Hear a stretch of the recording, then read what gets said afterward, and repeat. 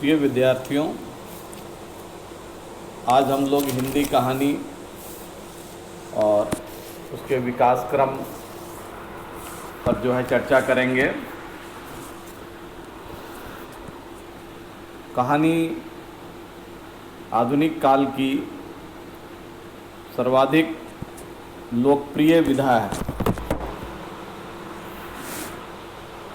गद्य कथा साहित्य के एक अन्यतम भेद के रूप में कहानी सबसे अधिक किसी अंश में उपन्यास से भी अधिक लोकप्रिय साहित्य का रूप है।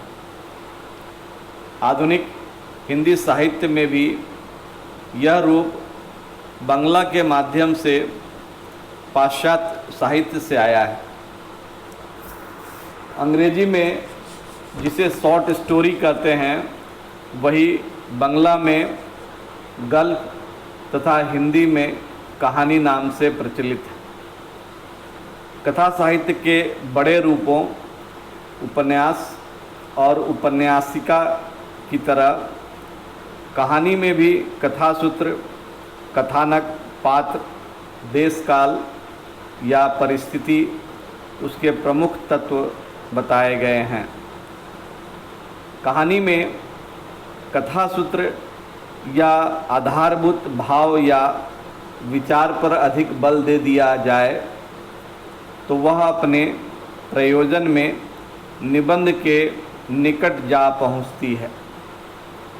यदि इसमें चरित्र की प्रधानता दे दी जाए तो वह कभी कभी व्यक्ति का रेखा चित्र बन सकती है, और यदि कार्य व्यापार को ही प्रमुख रूप में दर्शाया जाए तो साधारण वर्णन से उसका अंतर बताना कठिन हो जाता है। निश्चय ही कहानी में वर्णनात्मकता हो सकती है, उसमें एक भावना या विचार या भाव को एकांतता विकसित किया जा सकता है, उसमें किसी चरित्र की विशेषता प्रस्तुत की जा सकती है, फिर भी वह साधारण वर्णन, निबंध या रेखाचित्र से पृथक इस कारण समझी जाती है कि उसमें किसी एक तत्व पर बल देते हुए भी पात्रों की क्रियाओं और प्रतिक्रियाओं के माध्यम से जीवन और उसकी व्याख्या को प्रस्तुत किया जाता है। कहानी निबंध नहीं है, क्योंकि उसमें व्यापक मानवीय सत्यों का अन्वेषण या उद्घाटन होता है, केवल तथ्यपरक अभिधामूलक सत्यों का नहीं।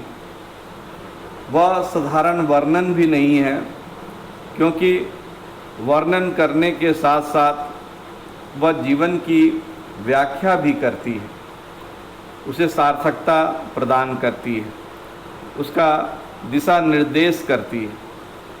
कहानी में सीमित और आंशिक उपन्यास की अपेक्षा अत्यंत छोटे पैमाने पर जीवन का एक सुसंगठित, अपने में परिपूर्ण चित्र उपस्थित किया जाता है, अतः वह रेखाचित्र से भिन्न है। इस प्रकार कहानी गद्य साहित्य का एक छोटा, अत्यंत सुसंगठित और अपने में पूर्ण कथारूप है। कहानी की परंपरा अत्यंत प्राचीन है। यद्यपि आधुनिक साहित्यिक कहानी का इतिहास 19वीं सदी से प्रारंभ होता है।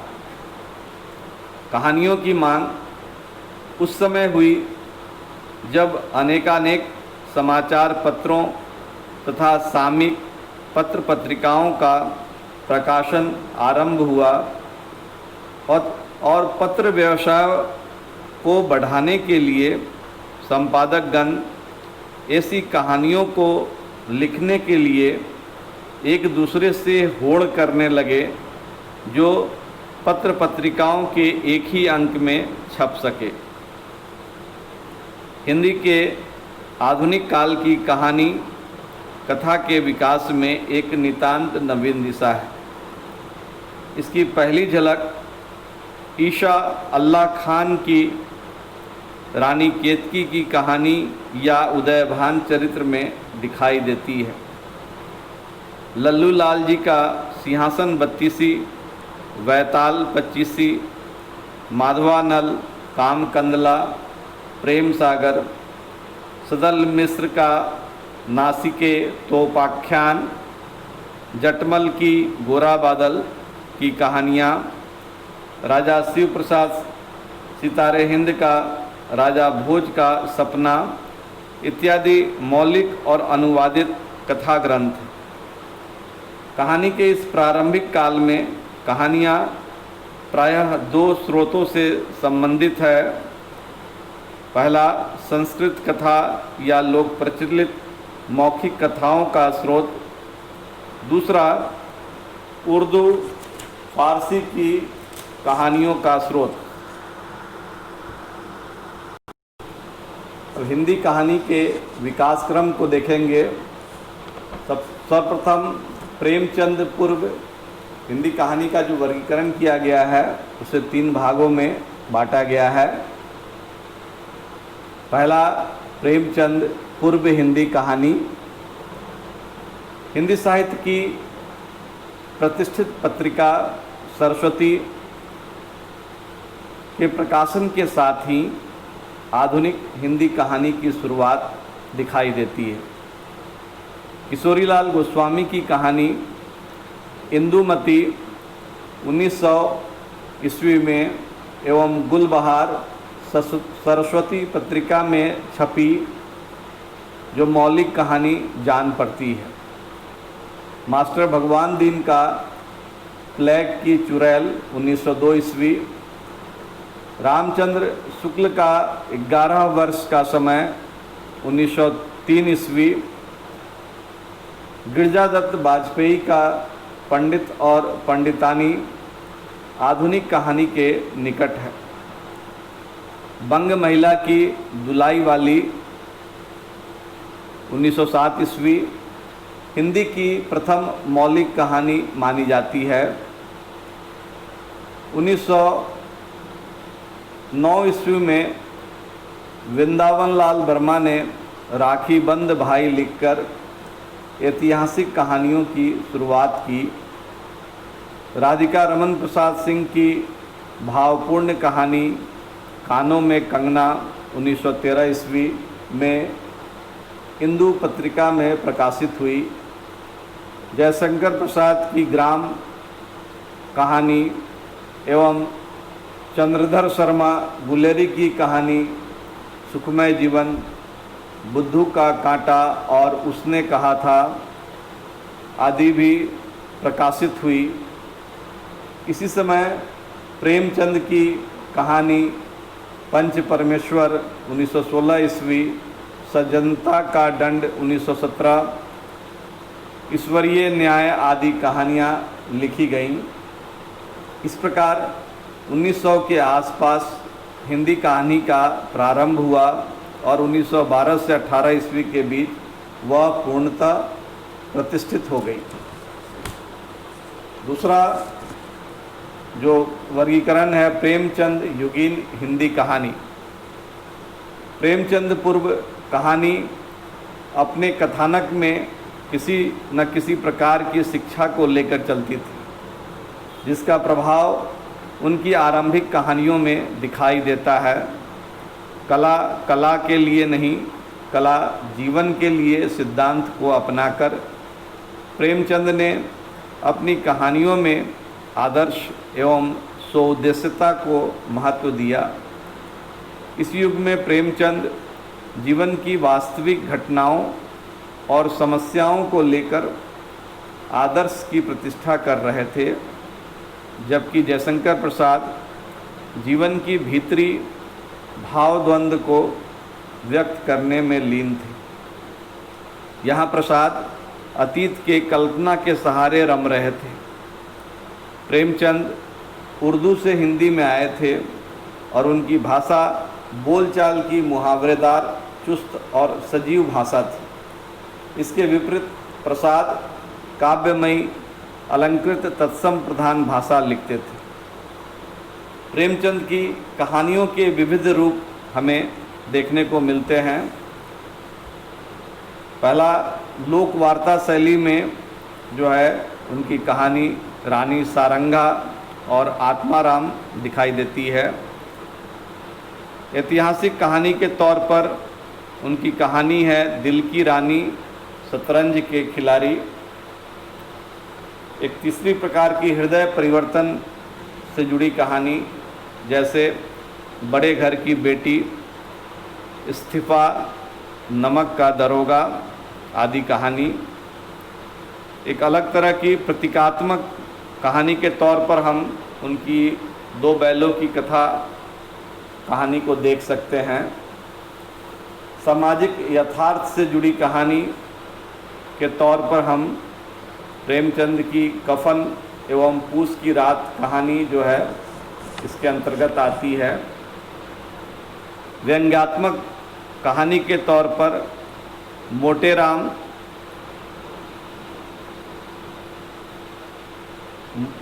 मोटर की सवारी आदि कहानियाँ आती हैं। प्रेमचंद युगीन अन्य कहानीकारों की कहानियाँ भी निम्न रूप से हम निम्न है। पहला, विश्वम्बर नाथ शर्मा कौशिक। प्रेमचंद के समय में ही विश्वम्बर नाथ शर्मा कौशिक की कहानी ताई और रक्षाबंधन जो है वह दिखाई देती है। अन्य कहानीकार हैं सुदर्शन, जिनकी प्रसिद्ध कहानी है हार की जीत। जयशंकर प्रसाद भी प्रेमचंद युगीन कहानीकार हैं, जिनकी कहानी गुंडा, ममता, देवरथ, देवदासी, आकाशदीप, आंधी, प्रतिध्वनि आदि कहानी भी प्रेमचंद युगीन कहानी के तौर पर देखने को मिलती है। एक अन्य कहानीकार हैं पांडे बेचन शर्मा उग्र, जिनकी कहानी है बुधवा, चंद हसीनों के खतूत आदि कहानियाँ इस दौर में दिखाई देती है।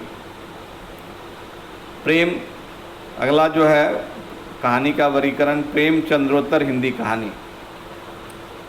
प्रेमचंद के बाद हिंदी को नवीन आयाम देने वाले में जैनेन्द्र कुमार प्रमुख हैं। उन्होंने कहानी को घटना के स्तर से उठाकर चरित्र और मनोवैज्ञानिक सत्य पर लाने का प्रयास किया। इस युग में भी कहानी विविध भावधाराओं को लेकर आगे बढ़ती दिखाई देती है। जैसे मनोविश्लेषणवादी कहानी, इसमें जैनेन्द्र की जो कहानियां हैं पत्नी, इनाम, तत्सत, पाजेब, खेल, ध्रुव यात्रा आदि कहानी जो है मनोविश्लेषणवादी कहानी के तौर पर देखने को मिलती है। जैनेन्द्र ने व्यक्ति मन की शंकाओं, प्रश्नों तथा गुत्थियों का अंकन अपनी कहानी में किया है। मनोविश्लेषणवादी कहानी के अंतर्गत ही अज्ञेय की कहानियाँ भी देखने को मिलती है, जैसे त्रिपथगा, कड़ियाँ, रोज, हरसिंगार, रेल की सीटी, चिड़ियाघर, कोठरी की बात, सांप, अमरवल्ली आदि कहानियाँ। मनोविश्लेषणवादी कहानीकार के तौर पर एक अगले कहानीकार है इलाचंद जोशी। उनकी कहानी है मैं, अभिनेत्री आदि। इस दौर की कहानी सामाजिक जीवन से अधिक व्यक्ति मन की दिखाई देती है। एक अलग कहानी का प्रेमचंद्रोत्तर कहानी में एक अलग वर्गीकरण सामाजिक और मार्क्सवादी कहानी के तौर पर भी देखने को मिलता है। इसमें एक बड़ा नाम यशपाल का है, जिनकी कहानियां हैं कारवां का व्रत, पर्दा, कलाकार की आत्महत्या, मकरील, अखबार में नाम, फूलों का कुर्ता, महाराजा का इलाज, संतान की मशीन आदि कहानी। इस सामाजिक और मार्क्सवादी कहानी के अंतर्गत ही अगले कहानीकार विष्णु प्रभाकर हैं, जिनकी कहानी है धरती अब भी घूम रही। अगले कहानीकार हैं राहुल सांकृत्यायन, जिनकी कहानी सतमी के बच्चे। सुभद्रा कुमारी चौहान, जिनकी कहानी उन्मादनी, बिखरे मोती, पापी पेट। राधिका रमन प्रसाद सिंह, दरिद्र नारायण, पैसे की घुगनी, कानों में कंगना आदि कहानी जो है यह सामाजिक एवं मार्क्सवादी कहानी के अंतर्गत दिखाई देती है।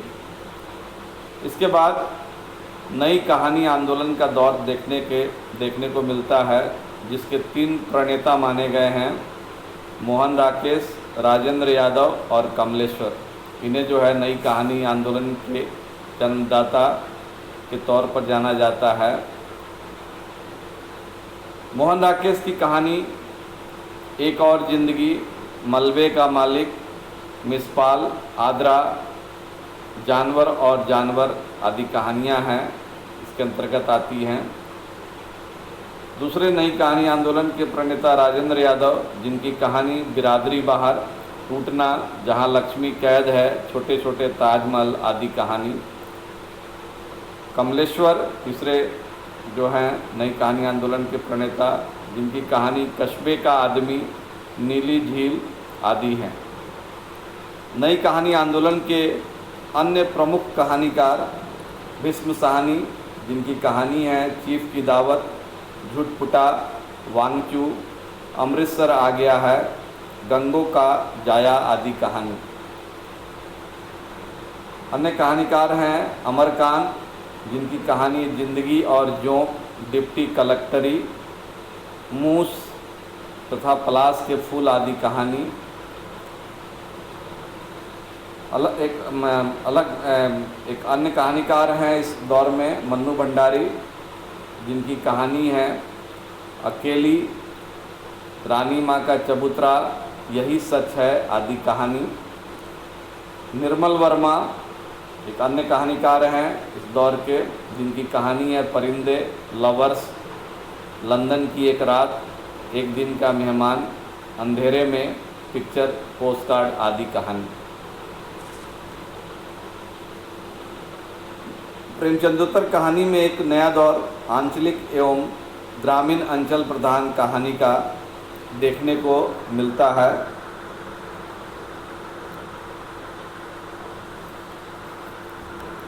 ग्रामांचल के कहानीकारों में शिव प्रसाद सिंह, मार्कंडे और फणीश्वरनाथ रेणु का नाम प्रमुख है।